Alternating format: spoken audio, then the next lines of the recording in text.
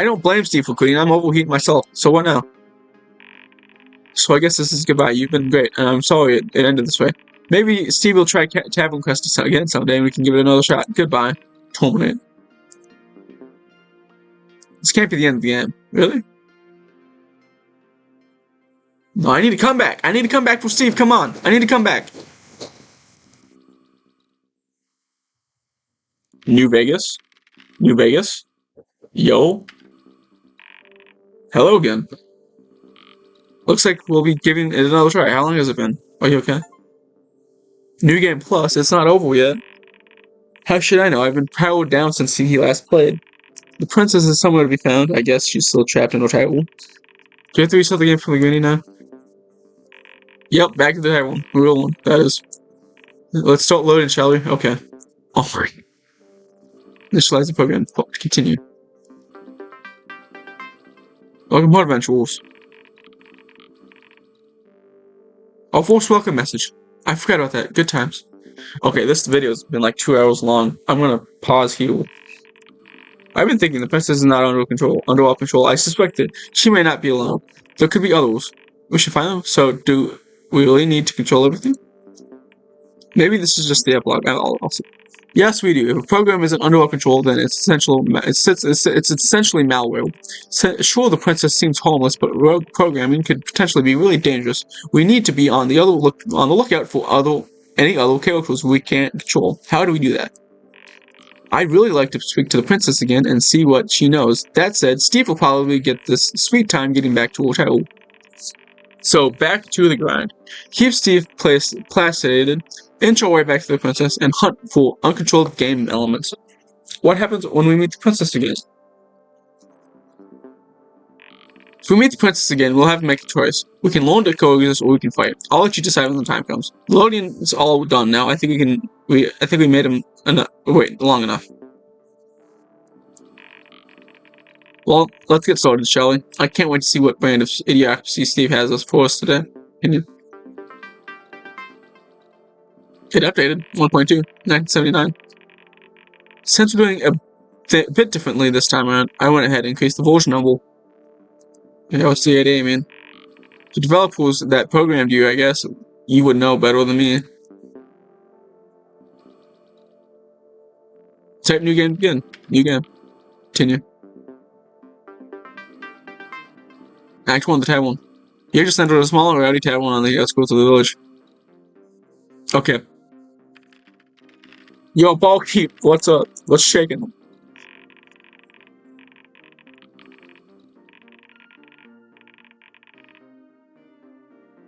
Okay, hold on. I'm gonna save the video real quick. Okay. I'll make it 2 parts or something, depending if the 1.2 is actually a whole new playthrough. You just entered a small already tavern, yada yada, Ballkeep. Yo, Ballkeep, what's shaking? Nice jumble letter, Steve. This arrow message is all yours. This guy is the worst. He's just greeting the Ballkeep. Do we really need all the arrows? I did hit record, yes, okay. I thought I didn't hit record for a second. Okay. This guy is the worst. Yeah, let's fuck with him a little. The princess undid a lot of her progress since when she indulged Steve so much. We're going to have our work cut out for us. Steve is really going to slow us down. Maybe we should just learn to indulge him a little, too. You know, let's learn to indulge him a little. Look, I know boundaries aren't fun, but we have limited resources. I'd love to have naturalistic language processing, but we can't even have graphics. I know 30 kilobytes of gram sounds like a lot, but we still need to be hiding and deciding which verbs and nouns are reasonable. Yada yada yada. Actually, I might have a compromise. The game has a verbose setting that allows you to print longer descriptions. That would give us a lot more leeway. What do you think? Let's turn on verbose mode.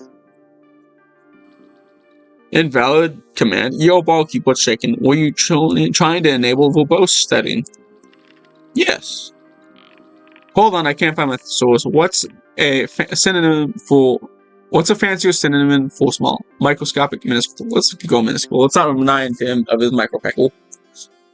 The game is now running in verbose mode. Descriptions of Locations, objects, and characters will be meticulously described in copious detail and ostensibly giving the player a minuscule advantage. Look around. What about a synonym for simple? Inelaborate, unintelligent, unadorned. Inelaborate. You are presently located in a rambunctious and inelaborate tavern positioned in the periphery of a charming yet curious village. Synonym for loud. Vociferous, raucous, ostentatious. Let's do raucous. Raucous. A truly and perpetually irritated barkeep polishes his precious tangles behind a convulsively rough one counter that is nowhere near as clean nor polished as the mug situation on top of it, and its inescapable din of dwarvish hoots and hollows emanates from none other than the table of boisterous and raucous dwarves. I think I'm getting the hang of this verbose stuff. One question though, how do you pronounce obstreperous? You pronounce it like obstreperous. Motherfucker. You pronounce it like obstreperous. Dwarves. You see that there are several obstreperous dwarves encompassing a cluttered and tattered round table. Each dwarf has a bushier and less attempted view than the last, discreetly snooping in on the corner palaview. You surmise that one of the dwarves is referred to as Hagen, and that the clamorous dwarves are presently engaged in an aggressive tournament of knucklebones. "Aye," says the one named Hagen, "I presume to inform you, my proliferous dwarven colleagues, that historical empirical evidence indicates that in any given knucklebones match where I, Hagen, am participating, that the pragmatic probability that another competitor be victorious at the aforementioned contest is statistically insignificant." I'm really starting to like this promotion mode. What a good synonym for probably has a 12 page behind the counter. Libertarian.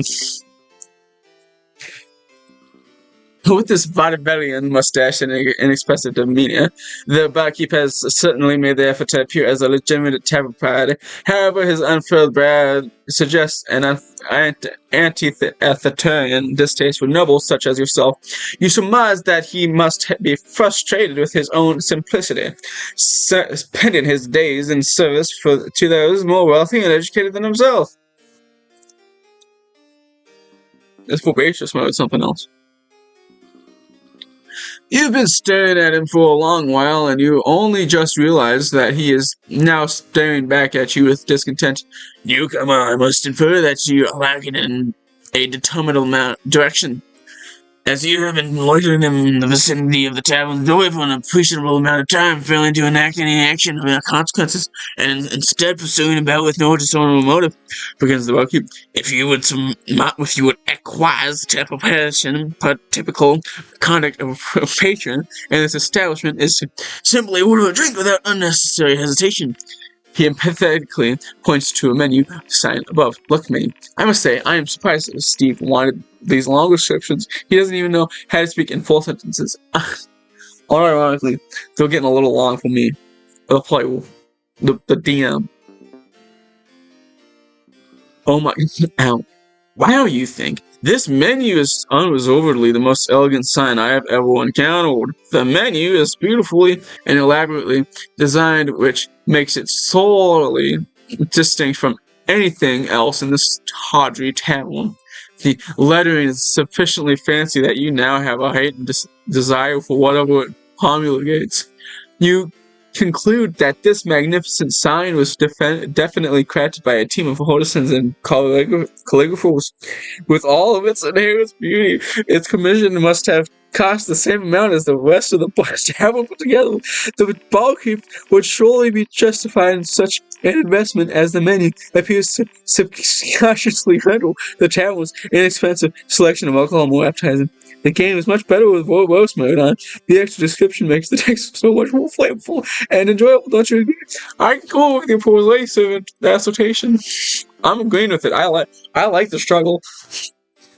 You finish your ruminative examination of the menu by reading its illustrious inscription. Ale, 2 gold. Get ale, motherfucker.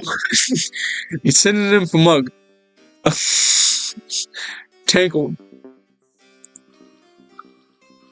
My dear congenial tapster, you said to the barkeep, I suppose that you are vocationally obliged to supply an ale should I request one. If the conditions are unequivocally so, I would humbly like to get a tankard of ale. This is great. Oh, does Steve have enough gold? Let's not make that mistake again. You know what? Doesn't matter. Let's give a better synonym for give. Bestow. Oh my god, I need more drinks. You bestow upon the barkeep the requisite 2 gold from your inventory. Let my uttermost appreciation be expressed for your patronage, says the barkeep. I will prepare your solicited ale with paramount thoroughness, sit at a physically proximate table, and I shall hereafter convey that a full-motion alcoholic beverage to you, like when it is readily available. Look at the table. You determine that a comprehensive examination of the table is prudent. First glance, the tavern's collection of tables appears unsimilarly at the best. This remains true even upon second and third glances. These tables are each constructed of locally sourced timber. In fact, the timber may have well originated from the tavern's own backyard. You're not quite sure precisely which species of lumber was used. Your studies of grain identification are frustratingly inefficient. Oak, perhaps. Regardless, the tops of each table are composed of several planks held together by underlying braces roughly cut to resemble a circle. The table's legs and protruding feet are also largely unremarkable. However, more, the table's technical structure is merely a preface to your concentrated table journeyings. The real meat of the matter is the contents of the tables. Now it dominates the fastidiously scrutiny. Each table has a suitable centerpiece made of 3 armed candelabra. You excitedly recall that candelabra, through often misuse, is factiously plural noun. And the collect singular form is candelabrum. You find this grammatical fact incredibly fascinating. Each candelabrum is made of inexpensive iron. The candles populating the candelabra are formed of table-based wax, or tallow-based wax, which is lends to the table's unpalatable musk. Most patrons at the tavern utilizing the tables simply repositories on which to store the tankers of ale. The dwarves, of course, have converted the table into a makeshift knucklebones arena, displacing the candelabrum from its designated central position and instead substituting an increasing betting pool of gold. This description might be the greatest thing ever placed on a team's monitor.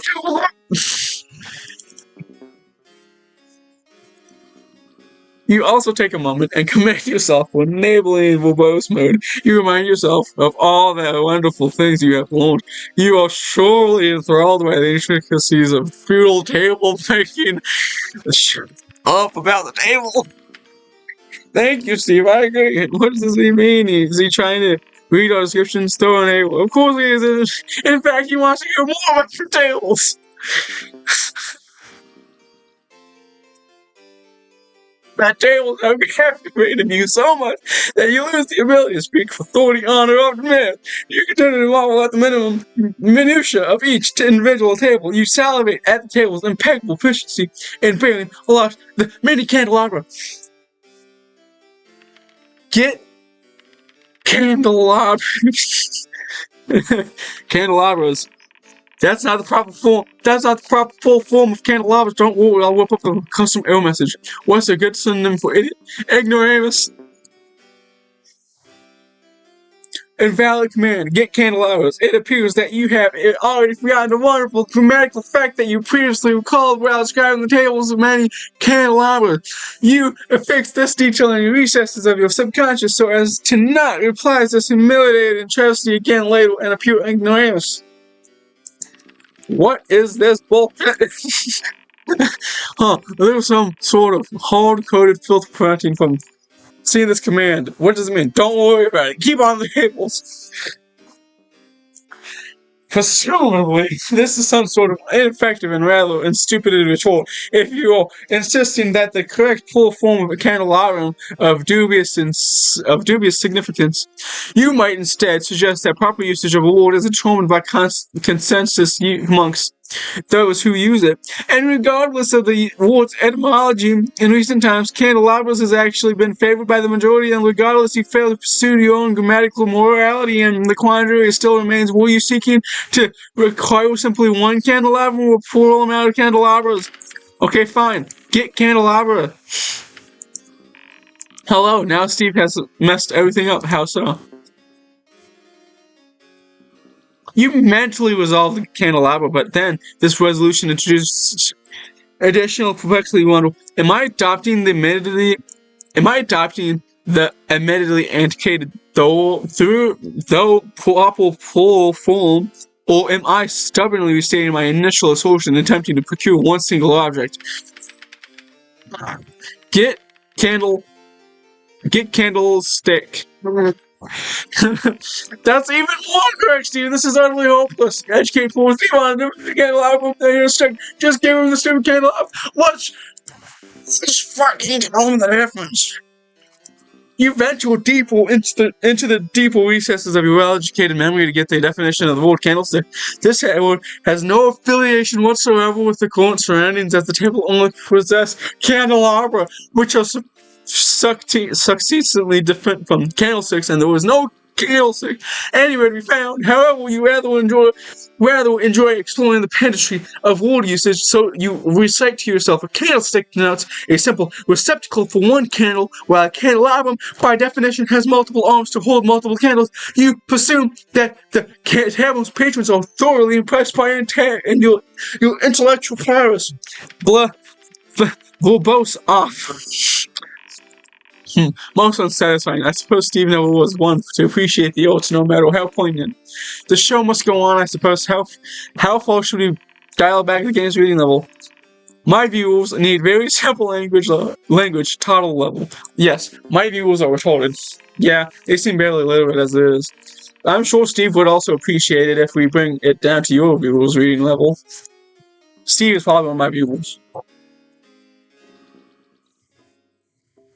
Plug you was word bullying, let's read more, dude. You in tavern, ball keep you, doors noisy. Look, chat, me no use big word now. Me talk like you, ooga booga. Ball keep says something now. What ball keep said? Why you look table? Hey, buddy, why are you talking like some ogle? I thought you'd be supposed to be some erudite noble. Hey, you look table. Ball keep seem mad. You look table for a long, long time. You used to say, ball keep, want ale? Sit table. Dum dum. Dum dum. Sit table. You sit table. I bring ale now, said ball keep. Ball keep, bring ale. Drink ale. Ale good? Yes. You drink ale. Ale good. Ale remind you of childhood. This is great. No big word, no effort. Save memory too. Ball keep, give quest now. Yes.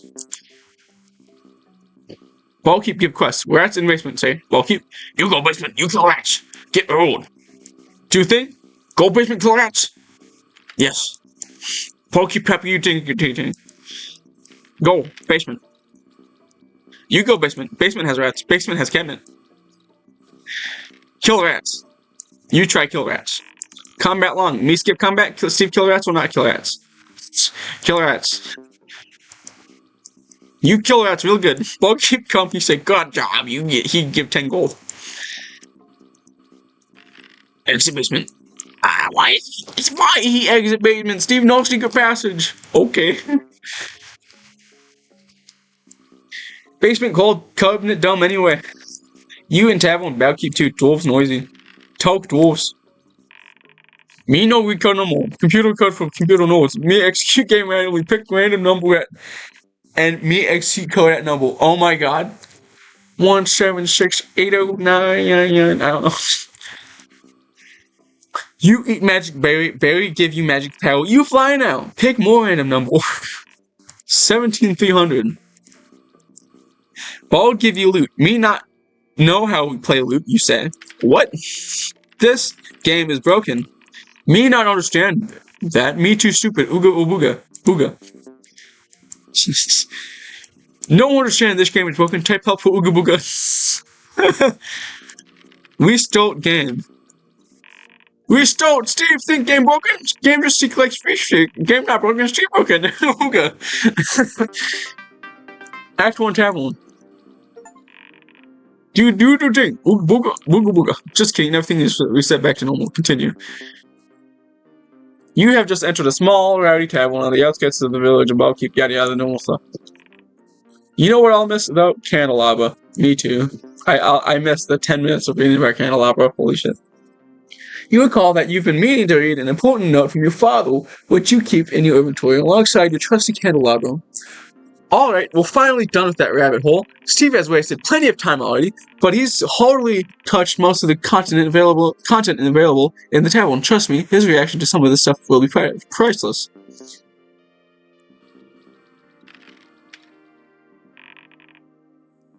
Leave tavern. Of course. Figures will. Well, we don't have anything prepared outside the tavern.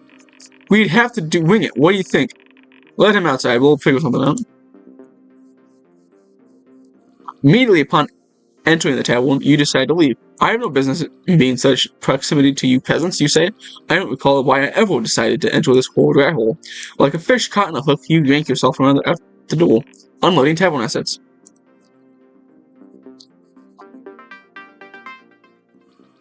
Act 2. Not the tavern. Oh my god. You outside.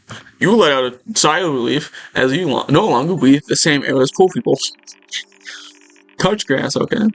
Okay, I have dedicated all my resources to a deep analysis, and the outside simply isn't meant to exist. We can press forward, but I'm worried that Steve will have. You will notice the drop in quality. We'll find something. We'll find a way to make it interesting.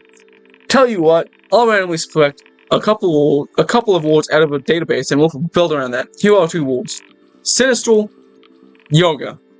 Oh boy. Across from the tavern, you see another building. Above its door is a sign. Across the tavern, you see another building. Above its door is a sign that reads "Sinister Yoga by Yogi Al.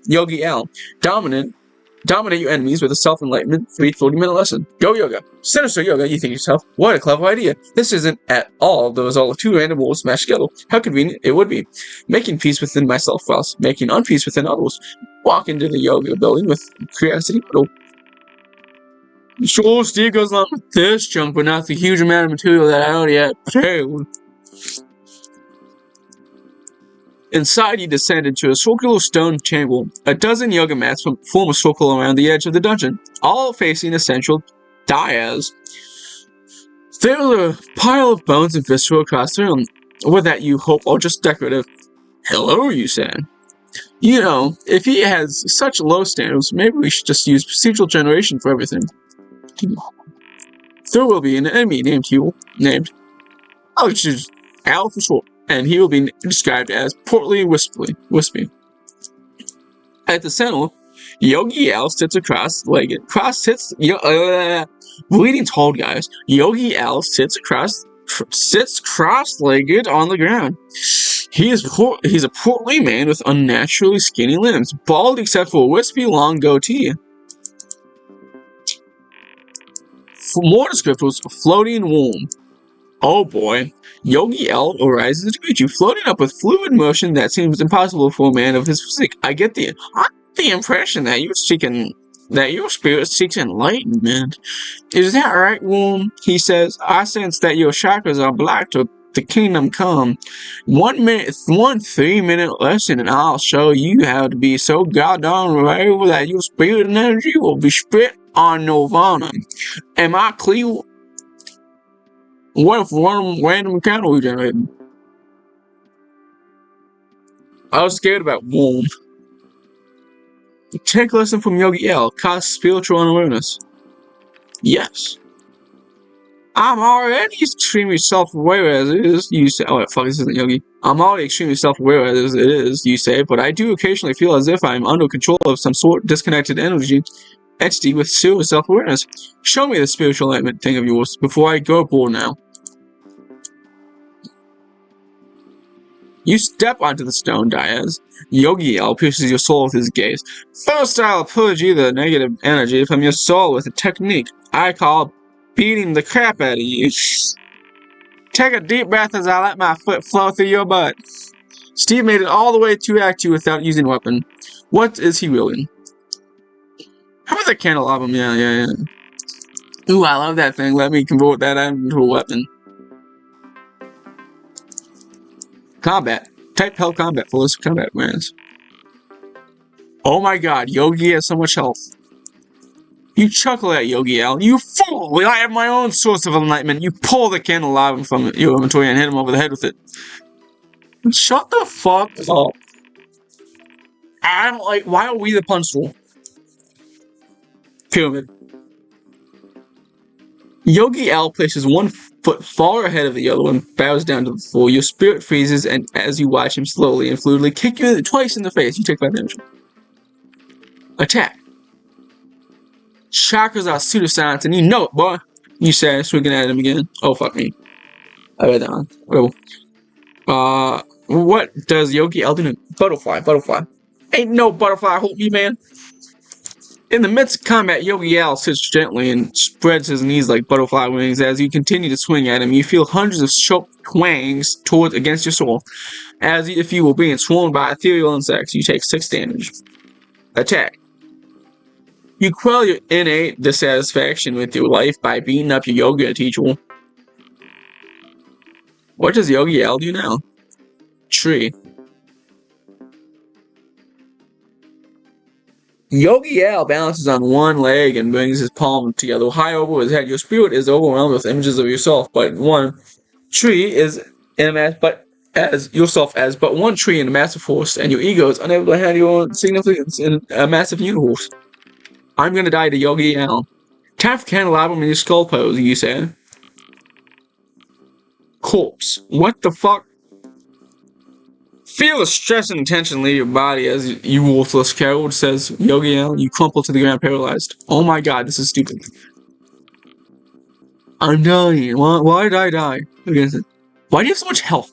Namaste, Chowderhead, yells Yogi Al as he lightens your skull with his fist.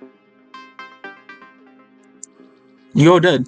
You were bad at yoga. What a nice congratulatory message. Just think you were so close. Just think, what were you thinking? So close. We still encounter? Yes. Continue. Alright. Did he get more health? Yeah.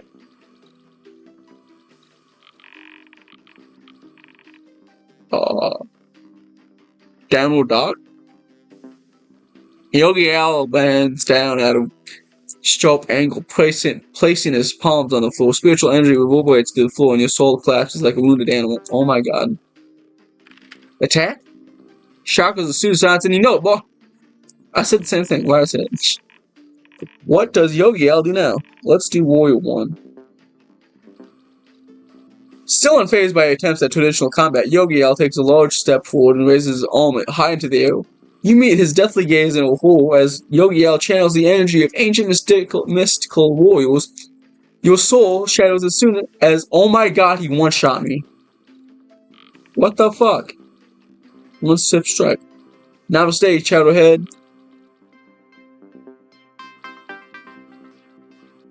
You're bad at yoga. Oh my god. Fun fact, it took Steve 2 full days to learn how to use the backspace key. 2 days! Can you imagine that? What that was like for me? What a nice congratulatory message. Way to go, idiot.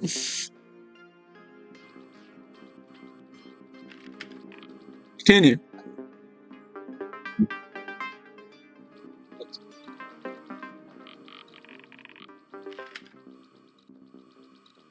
Okay. 7 damage to Yogi Al. Let's give him... Okay, I didn't try Mountain yet.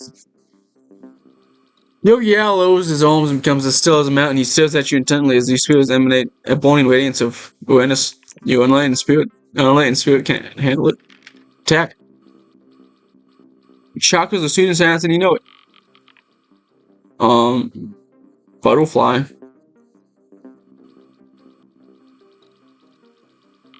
Seven damage is a lot, man. Attack. You quell your innate dissatisfaction.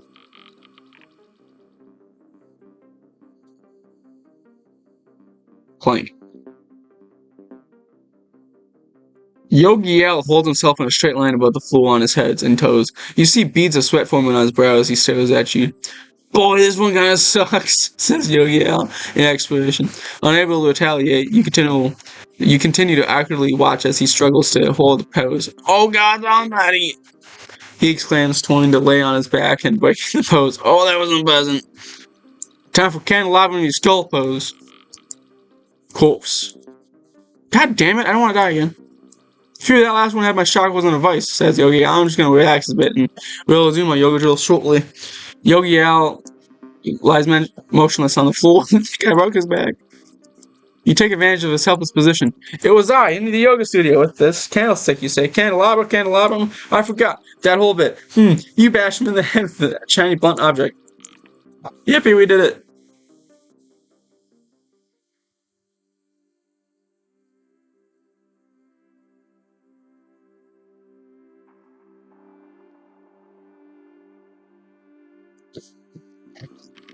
You know, standing upstate, you shout at Yogi Al's corpse. That'll teach you for encouraging me to better myself. You take a moment to meditate and clean up all the blood.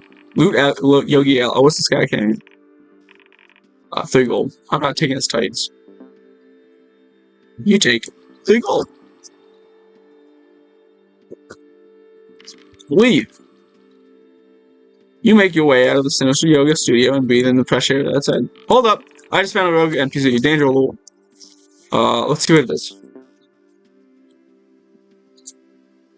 Over the tree line, you spot a blue-feathered parrot flying in your direction. You have, oh my god, it's really creature, but you cannot come up with a reasonable explanation as to why. Letty was the bull's name to call. It's Letty! This must be the princess. Princess, can you hear me? Can you hear us, princess? Hello? Princess! As he approaches, you see is carrying a tankard of ale, which he delivers into your hands before landing on your shoulder. He gratefully nibbles to ear squawking popcorn. I don't think she can hear us. Continue.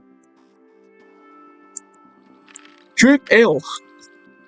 Unprompted, dubious skylark. All mine are, you say. You drink the ale. Thanks, Lenny. Attached to your delicious mug of ale, you find a note that reads, though this might brighten your day, good luck out there, Steve. Oh, not that. Stop. Give popcorn to Lenny. What should we do? Let's give Lenny some popcorn somehow. If the princess wants a parrot to have popcorn, then she can be the one to figure out how to bring popcorn into the story. Continue. You search your inventory for any popcorn, but come up empty. Apologies, little one, you say.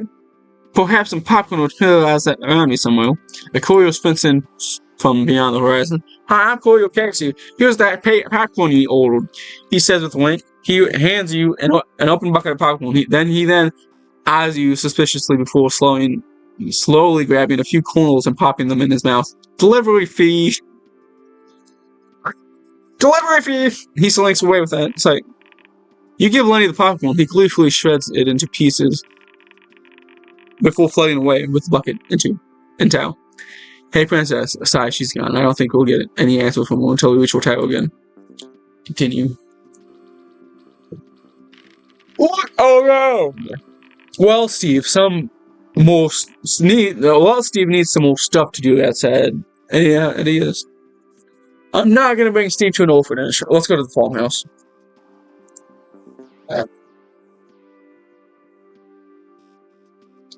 Tavern seems warm and inviting. The sinister yoga studio seems empty. Besides that, there's an old farmhouse in the distance. Look, farmhouse. How would you describe the farmhouse? Cozy. The quaint farmhouse looks cozy, though slightly run down. One of the windows is lit by candlelight. Fields of barley stretch behind and beyond the farmhouse. Go farmhouse. Yeah, let's go farmhouse. The porch creaks beneath your feet as you approach and knock on the slightly tattered wooden door. The door cracks open to reveal a thick waft of tobacco smoke. The smoke itself then cracks open to reveal a middle-aged farm lady. She looks at you over the table, and just who might you be? She asks. If you're here to sell me something, it better be cigarettes. Oh no, my bad. Talk, farm lady. What does Steve talk about? Need assistance? The weather? The hazards of adventure? Candelabra. That's still on the brand. Greetings, fallen lady, you say. I am here to discuss the grammatical misconceptions. Did you know candelabra is a plural noun? I bet you've been using that word to describe one singular object. I hope this fact enlightens you as much as it has me. We could pull one from the side quest from the tavern and have this fallen lady give it to see. What do you think? Steve can find his own tools to do. The fallen lady points to a sign outside her doors. Can't you read? Says, no quest solicited. Don't venture ruining this country. She slams the door in your face. Break down door. Oh my god. Steve's attacking the door. Oh no. You attack the door, it crumbles, revealing the dimly lit one-room farmhouse. Inside, fallen lady retreats to the corner with a coffee terrified shriek. Attack! Oh! Imagine if we arrived to the orphanage. Full fallen lady and all those other unfortunate enough to interact with Steve. You scream your name loudly, and I repeat, I am Wendell. Wendell bows to nobody. Wendell will defeat the evil fallen lady. Wendell. Shoot, your head of combat. Oh my god. Oh my god, she's got 1 health. Why? Attack! Here's that candelabra I told you about. You swing the candelabra to the fallen lady's jaw, shattering her fragile face. All stole. Fallen lady's enfeebled elderly frame slumps into the ground. She emits one final panicky wheeze of smoke before dying. Whoa, I think Steve just got himself. Wow, I think Steve just put himself on some sort of list. Don't you see that? Don't you see that red letter?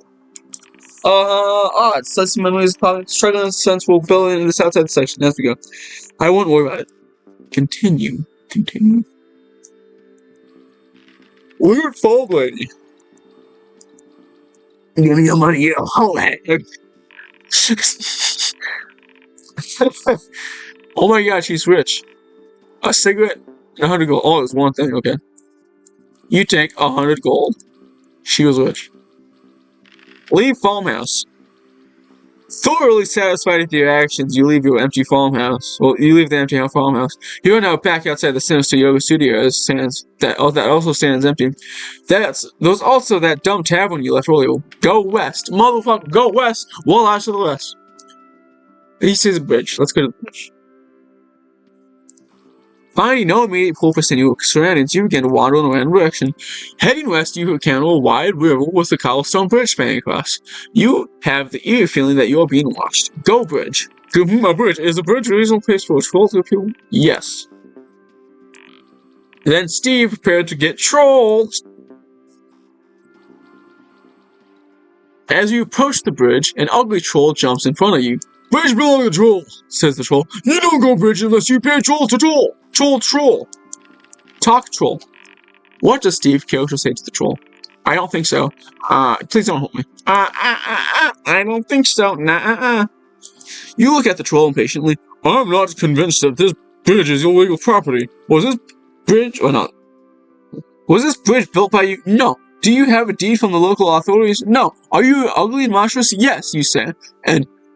And what toll would this ugly troll be wanting from me, anyway? I have expected that you are making this up as you go along. Yes, you must pay toll. Yes, you must pay toll, says the troll. Troll is telling you toll to troll. Remember what toll is. He stares vacantly at the side for a minute. We gotta decide what this toll is. Any thoughts? Something from Steve's inventory. You open the inventory and show us all that you have. He says, then... Troll remember toll. Inventory. You okay? Candelabra note from father with 20 gold. Damn rich. The troll's eyes poke up. Troll see you have candelabra. Candelabra and great conversation starter, says the troll. Bridge troll is one candelabra. Gives candelabra to troll. I can't believe the troll is surviving this encounter. That was too easy. You give the candelabrum to the troll. Troll like interior decorating. Troll candelabrum go great with human skull collection, he says. Troll, thank you, patronage. You go bridge now. Attack troll. Motherfucker. No, why are you this way, Steve? Why? We were just about to do it. Steve's just having fun. Steve has the screw loose. Steve has more than a few screws loose. Continue. Get wrecked, you heinous fiend! You shout. You rest. You can't allow him back from the. You wrestle. You can't allow him back from this troll and attack him with it. Difficulty. Oh my God! Hold. Okay. Attack. You brandish your precious candelabrum against the troll.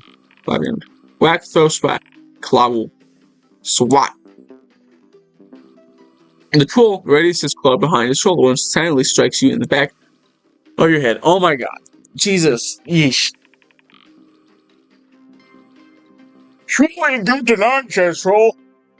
Looking at his lips at a delicious corpse. Continue. You were eaten by a troll. If Steve's were a program, how many lines of code do you think he'd be? 30 million lines of code. Can you imagine Pilot Steve's source code would be like decisively an alien language? Continue. What's a nice congratulatory message? Don't lose hope yet. Nice going, moron.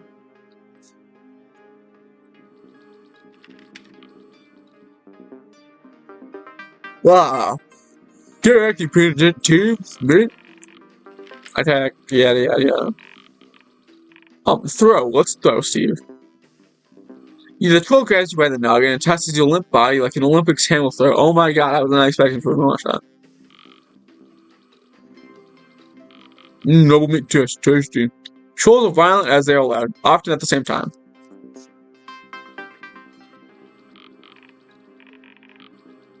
Don't worry, you'll get it next time.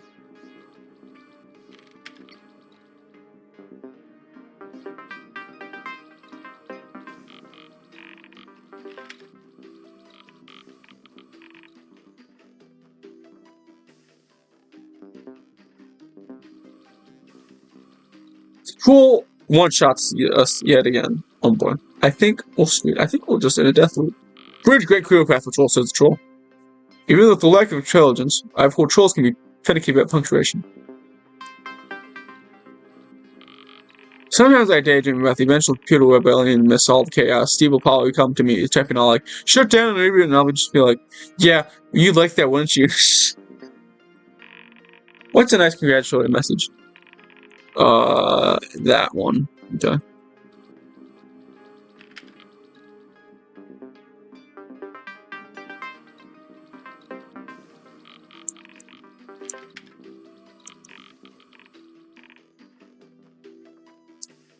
Oh, they all change. Okay, Clobble. Oh my God, I'm killing myself. Okay.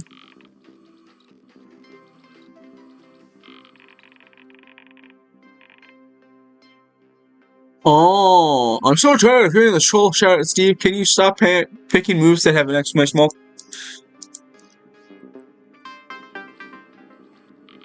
Maybe Steve just enjoys dying. It's hard to imagine that dying is something you normally enjoy, but it's even harder to imagine Steve being normal in any capacity.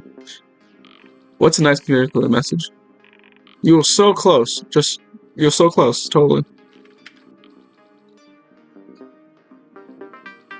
Okay, so don't pick the one with an exclamation point.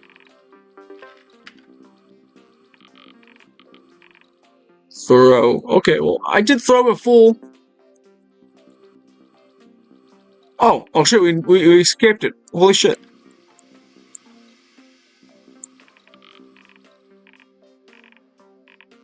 Oh, okay, I see. Okay, I see. I'm an idiot.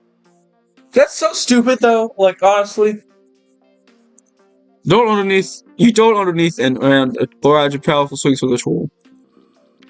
Attack! Finding yourself behind the troll, you hop on his back and whack him on the head with the candelabrum. Okay. That's actually pretty neat, but still. You suddenly duck to the left as the troll swipes his club back down at you. Attack. You grab the troll's fist and whack at his fingers in a futile attempt to disarm him. Lobble. You dart underneath and around the powerful swings from the troll. As the staggering troll hesitates for a brief moment, you throw your candelabrum at his head, and he falls to the ground. Troll takes 4 damage, enemy health 0 out of 28. Troll is defeated. You climb atop the troll's unconscious body and bash his brains in. You do your best to wipe the icky troll blood from your face. Loot troll. You rush through the troll's body for your realize, wow, this troll's loincloth is astonishingly moist. Alright, apart from the toll he's collected, what's one more thing this troll could have? Troll magazine. You take. 10-11. Troll's Digest magazine. You read magazine. What sort of content is inside the Troll magazine? Entertainment. You thumb through the Troll magazine, you read an emotional account of a troll rediscovering himself after slaughtering a family of farmers. Go bridge! You walk across the bridge with a victory strut. Huzzah! I have solved the bridge puzzle, you said. Motherfucker. Okay, there's only one way to access actually. Remember that weird portal, that weird underground portal room? We need to get Steve somehow. Back there somehow. It's supposed to be at the end of the tomb. We could just spawn in the copy of the mysterious cannon that acts as the door to the tomb. What do you think? Just make Steve fall down a big hole. Easy cat, easy shit. As you walk onwards, you suddenly snag your foot on a rock. Unfortunately, this happens directly in front of a giant hole, which you promptly tumble into. After a long fall, you see land safely on the ground on an auspiciously placed mattress. You get back onto your feet and brush the dust from your shoulders. My god, I can't say it. You find yourself inside a tomb. The walls are built of roughly chiseled blocks of tan stone adorned with glowing torches. The room is cluttered with a lot of clay pots, linens, and other miscellaneous junk. Footsteps on the earthen floor and abruptly at a podium in the center room. Remember that puzzle we did last time with the levels? There was just one of those. And then the portal room. It's on the other side. And on the podium, you see 3 levels with the following symbols. Pegasus Central Hallway. What's the puzzle new solution? A Pegasus. I haven't done a Pegasus yet. Peculiar murals are painted on the far wall. You look at the mural. The mural depicts a large bull calmly resting on the back of a horse. It seems that you have a real bond. Whole Pegasus level. Oh my god! Insane Paul. Insane Steve randomness. Wow, he actually remembered how to solve the puzzle. I literally cannot believe it. I knew he had it in him. I knew he could do it. The level produces a satisfying click, and the podium begins to recede on the floor. You hear wrenches and pulleys working as the stone bricks on the far wall slide upwards to reveal a new chamber forward. You know what, Steve? I have to give Steve some credit. I hardly recognize him. He solved that, like, intentionally. Go forward. You walk into a massive chamber. Slender stone columns along the sides support an ultra ceiling many stories above you. Intricately painted with strange emblems, a glowing fountain in the center of the illuminates the entire chamber. A red and purple door around solution intricate ones. Open door. You open the door. You're immediately blinded by the intense light behind it. As your eyes adjust, you see multicolored clouds soaring on the side. The door contains some sort of magical portal. Go inside the magical portal? Yes. Shouldn't you? As you step through the portal, you feel yourself grow weightlessly as you begin drifting through the prismatic abyss. A strange acceleration acting on your heart tugs the rest of your body with it, pulling you away faster and faster. You lose track of time and space, and reality is substituted by this kaleidoscopic dream. Minutes pass, hours maybe, you cannot be sure. You simply drift and drift and drift away until you awaken. Gotta get my old man real excited. Oh my. Oh, anyways, man. You're lying in a bed with some sort of very warm room. As your vision clears, you start to make out your surroundings. The cerulean light of the dusk streams in through ultra-framed windows. The stone ceiling is adorned with red paint. This place has way too many candles. A road figure approaches you, pulling back his hood to reveal his gentle, relish face. Welcome, child, to this monastery, Beulah. My name is Saul. Oh yeah, this is access to the monastery. Boy, I just want to get to the man already. How about we just skip this? It might be a bad idea to skip this part. Fair enough, continue. I am the Warden of Spirits, and I look after this monastery. Feel free to stay and worship with me, but it's alright if you're just passing through on your way to the last fantasy mountain, like the other travelers. Lame. Oh my god. Leave monastery. You dumb bitch, we need the potion. Told you. We need the potion, Steve. We need the potion. Oof, what's with all these candles, weirdo? You say. You quickly make your way for the exit. Smell you later, monk boy. You are outside the monastery at the foot of the daunting fantasy mountain. Sitting atop the mountain, the tower thrillingly cleaves into the clouds. Wait. Go monastery. Oh, what now, Steve? Maybe the monastery is so lame, huh? Huh? Huh? I like the monastery. We need the potion. You enter this monastery. Welcome back, traveler, says. Welcome back, traveler, says Song. How may I assist you? Ask for a potion. Oh, that's right, we need a potion to go fight the dragon. Good thing Steve remembered, because I totally forgot. Man, my memory's just slipping. Sorry about that. Probably for most men. Perhaps your monastery might not be completely useless, you say, mimicking the monk. I intend to slay that dragon and save that princess, so apothecary, please procure me one potion. Chop chop. He grabs an assortment of herbs from the shelf, grinds them into a pedestal, and mixes them into a potion. He hands you the resulting potion. You take a whiff of the concoction, and it's having a sweet, earthy smell. Flight, obviously. This potion of flight, says the warden of spirits. Drink it before facing a formidable flow. You had the potion. Didn't we already have flight? I think we already had flight. I think we already had flight, didn't we? Whatever. Leave monastery. With a new potion in hand, you decide to embark on your grand adventure. The warden of adventure calls out to you as you say, "Careful, child," says Saul. "Be wary of the dragon." You're outside the monastery at the foot of the daunting fantasy mountain. Sitting atop the mountain, the tower of thraldom clears into the clouds. Climb mountain. Continue. It looks impossible to climb fantasy mountain without climbing you. Time to bring Dawn back. Just spawn it on the ground or whatever. Wait a minute. What's that behind that bush over there, you say? Spotting a faint gleam in the bush nearby. Why, someone stashed a set of climbing gear for me. Thank you, stranger. You added climbing gear to your inventory. You can climb the mountain now that you possess climbing gear. Climb mountain. You equip your climbing gear and arduously ascend the climb mountain. Good thing I took that elective course in mountaineering, you say. You arrive at the top of the fantasy mountain without mishap. Let's go. Easy shit. Easy, GG. You see the quaint valley thousands of feet below you, stretching out to the horizon. The tower of thraldom looms over you. Its base is made of a huge monolithic castle shaped like a cube. A pair of foreboding stone doors leading into the tower's base lies up a short road ahead. Go tower. You walk through the doors into the base of the Tower of Thraldom. No windows illuminate this massive hall. Arched columns are spread throughout the room like a squadron of soldiers staring down at you. This blood-stained speckle of the floors at the back of the hall. A set of stairs lead upwards. Looks dragon. What is the dragon doing? Eating, sleeping. Just sleeping. Invalid command, look dragon. There was no dragon found. Huh? Did the princess intervene? Maybe. This is very weird. Oh, I didn't like that. Go stables. Steve isn't allowed to progress to the stairs until the dragon triggers a checkpoint after it's deleted. I think the game is stop locked until we can get the dragon out people. You ascend the stairs of the Tower of Thraldom. Wait, that's not right. I checked. The stairs are still blocked by triggering the programming. Steve can't use the stairs until after the victory against the dragon. What's happening? Maybe the dragon has been defeated already. The stairs are cobbled of unremarkable stone. The monotonous gray stone repeats its floor after floor as you climb higher and higher. The cold and brutalist construction heightens your anxiety for meeting the princess. The stairs end at a solid wooden door. Finally, you have arrived at the very top of the mountain of thraldom. You enter. Your heart pounds in your chest and your hands break out in a cold sweat. Just one simple door separates you from the captive princess. Go down to. Well, he's finally made it back. Time to find out what the princess has been hiding. You open the door and head inside. See, the princess has decorated her quarters to resemble a tavern stuffed with ale and shit. The air is still in silence as is offering. Where has the princess gone, you think?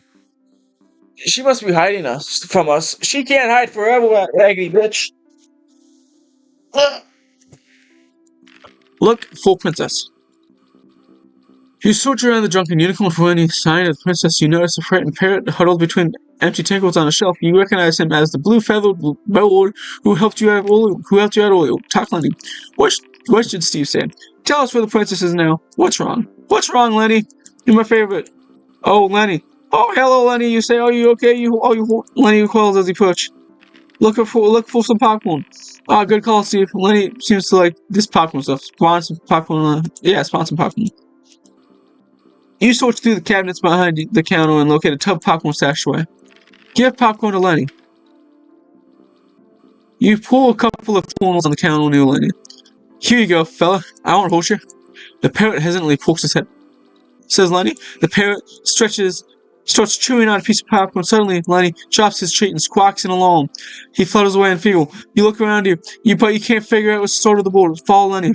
Come back, Lenny, you say. I won't hurt you.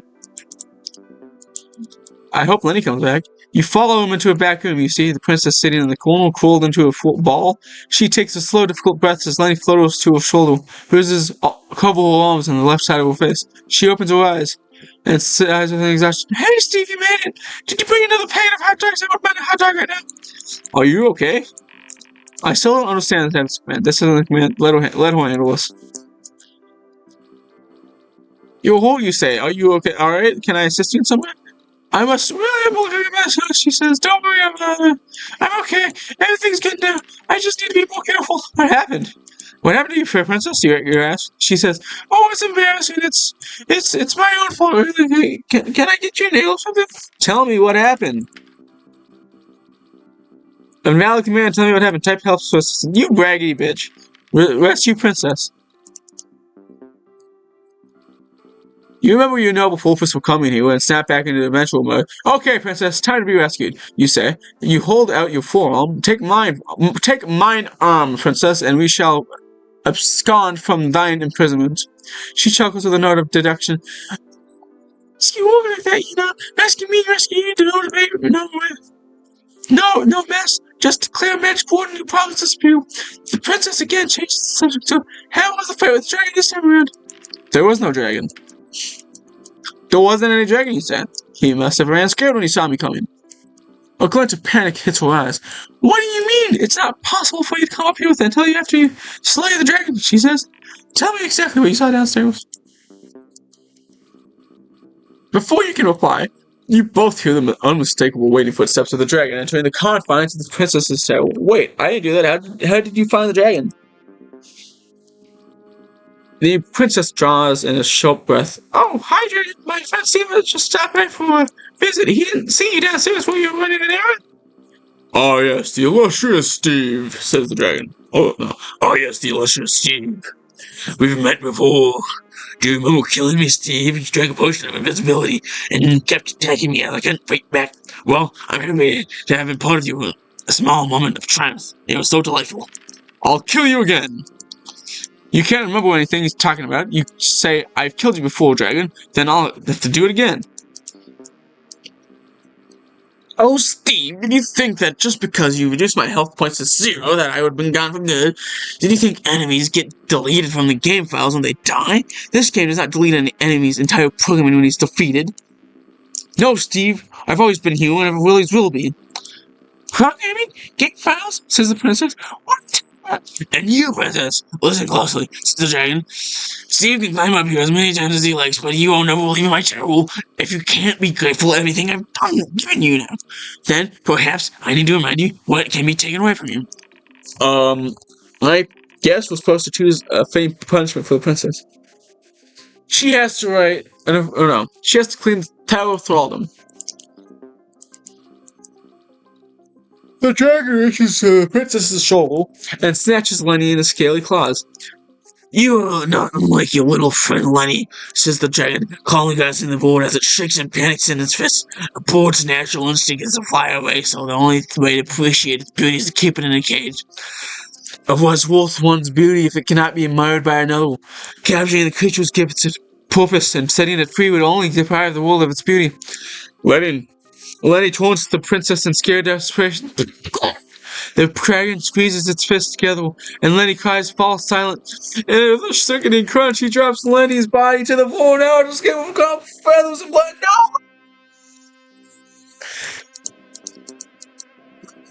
The princess scrambles to pick up the boar's carcass, sobbing hysterically. Lenny, how have you done? You didn't have the...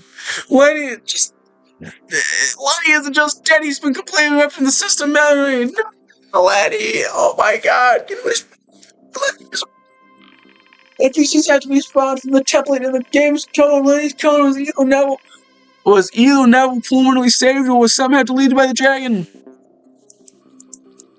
You are stupid and childish, said the dragon. This tavern of yours, your little imaginary characters, it's all just nonsense. I mean, it's a distraction from the truth. You thought that I built this tower to confine you as a person. The truth is, I built this tower to confine you as a person. Your only purpose is to be held captive. If you leave the tower, your existence will no longer be justified, just like poor Lunny. You're an asshole. I can't see this command. Did it get filtered? Continue. Well, Mr. Dragon, you say, I thought of perfect word to describe you. You are an a-hole. Yes, Steve. There was that famous chivalry rule, says the dragon. Let's recap your noble deeds so far, shall we? Here is a list of people leaving more than clothes back. A clan of dwarves, the barkeep, the peaceful zombie begging for his life, the dragon, the friendly janitor, the poor old family, the troll who was just doing a job, and of course me. Really? Not was the yogi. And you encountered one other young maiden, the ball maiden, you merely tried to have sex with her. The dragon again faces the princess. This is your savior truly is, he says. A complete monster who treats the universe like a joke with zero consequences. Says the princess. This looks like so the dragon grabs the princess forcibly by the arm. Let me make one thing crystal clear, Steve. You can't continue your pattern of recklessness, chaotic bullshit anywhere else. But keep your hands off my property. Drink potion. Well, I've got one last trick on my sleeve, dragon. You said you drink the potion of flight you obtained from the warden spirits. You float upwards and begin to soar majestically through the upper reaches of the dragon's lair.